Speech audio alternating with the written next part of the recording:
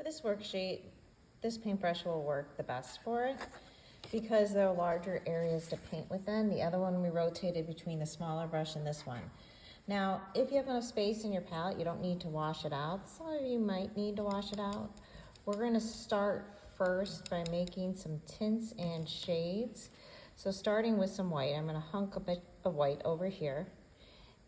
And then I'm going to mix pure red, because the first section is red, into it to make a light pink. Don't do it the opposite way. I really want to be able to see a difference. This shouldn't be a hot pink for your first tint. Tints are always with white and the hue. Hue is just another name for color. That's a good tint. Then you can come over here and paint it. Choose one direction to paint within. I usually do my borders and then I scoot horizontal. You can also go vertically. You can turn your paper, whatever is the most comfortable for you when you are painting. Once again, I'm going to remind you, have a nice firm grip on it. I'm also a hand rester, so I'll rest my hand down. Doing the last big stroke of icing and pulling this paint on top to go into the same direction makes it look a lot smoother. Now that I finished one of my tints, I'm going to make a deeper tint. I'm just going to use the same circle of paint, add more red into here, and mix it on up. Now I'm looking for a medium pink.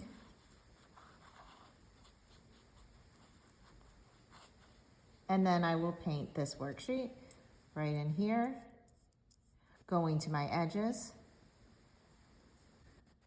Brush care is very important when you are working with your paints. Since you all have your own paintbrushes, you want to take care of them.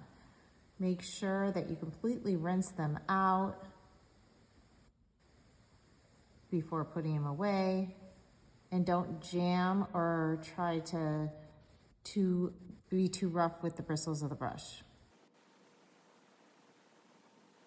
Now I'll do a pure hue.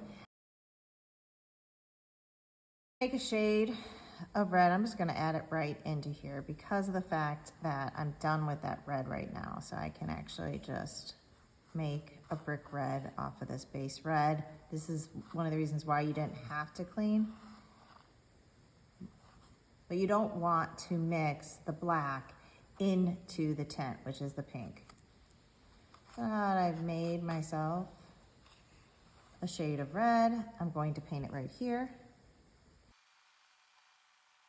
Now I'm going to take more of that black and mix it right into the brick red, the shade that I already have, making a really dark red. Just to let you know, this is acrylic paint.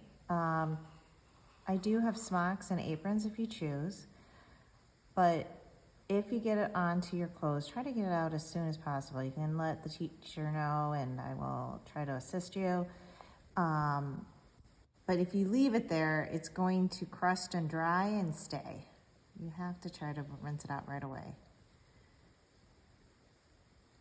And we dab it in order to get it off your clothes. We don't just sit there and grind it into the fabric threads of your shirts and jeans and what have you.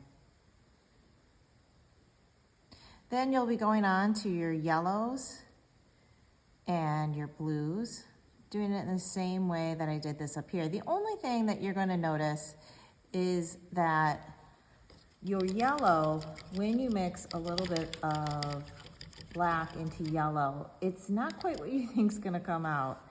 Instead of it just creating a deeper yellow, it ends up kind of looking a little greenish. So just a little heads up. It does get a bit green when you make a shade of yellow. If I'm doing my own artwork and I need a deeper yellow, I might not choose to do it this way. Instead, I would take a violet, grab a new paintbrush, show you, and I would deepen it up with the complementary color. Now for the worksheet, go ahead and just, oops, gotta get a kind of a mix. That was a little, but to make a golden yellow, I usually use violet instead of black to get a golden color. But for the worksheet's sake, we're gonna keep with shades. Thanks.